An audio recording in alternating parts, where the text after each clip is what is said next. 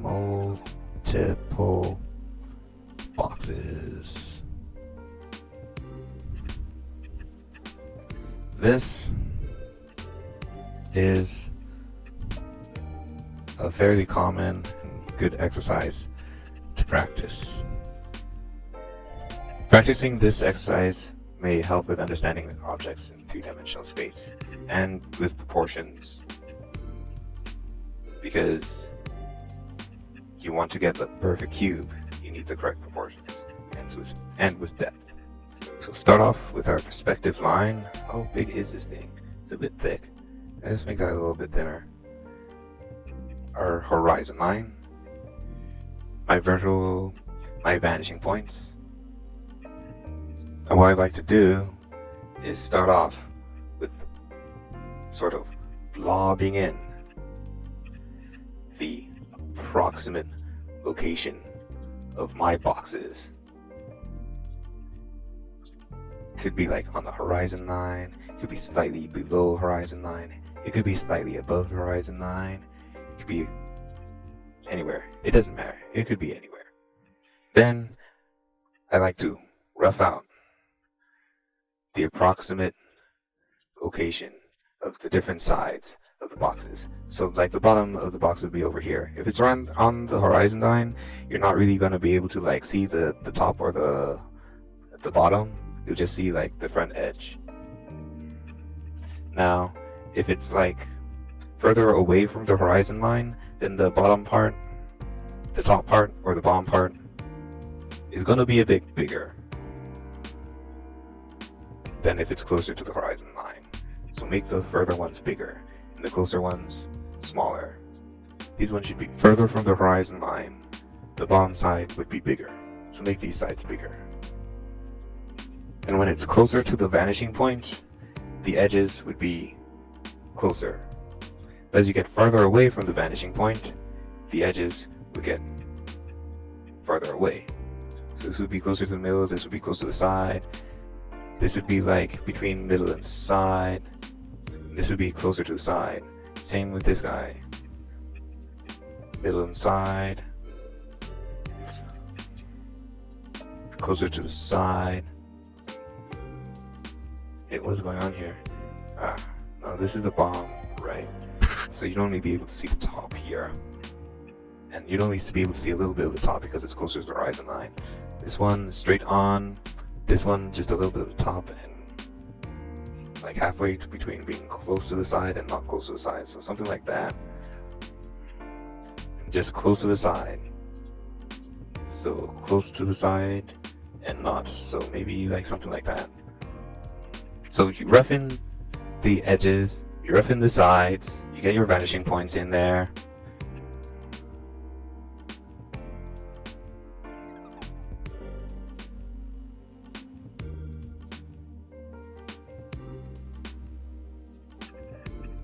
And now you want to start getting your VPs.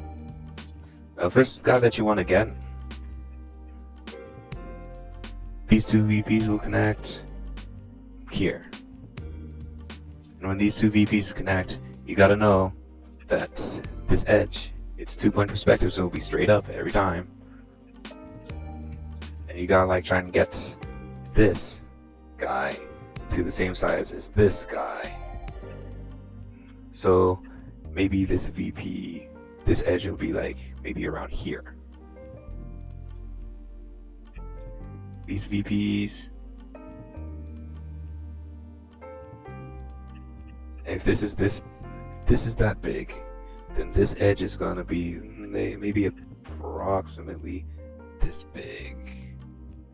If that's there, and this is here, I feel like I'm practicing trigonometry. Then this guy, this edge has to meet the other VP over here. And this will give us our first plane, or panel, or polygon. And depending on how far back this guy goes, let's say he goes about this far back. He could go like further back. that guy, if the edge of this is here, then the edge of this guy has to be here. And that will give us our box. Now, if you want to change the dimensions of this box, you could change how far back this line goes.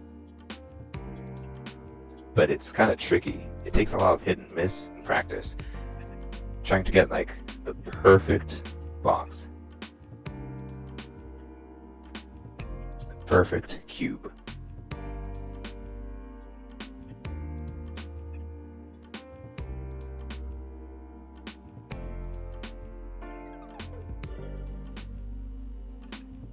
And then you finish off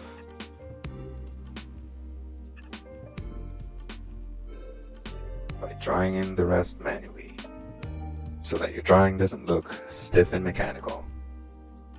There you go. That is one cube down. Now watch me do the rest. And you should practice this yourself, because I can talk about like theory until the sky falls down, but there's like a big difference between knowing the theory and putting something into practice. If you're not practicing it, then, and you only know the theory, well, it just doesn't do any good. You gotta practice it, man. You rinse and repeat. See how fast I can do this. Oh no, I forgot.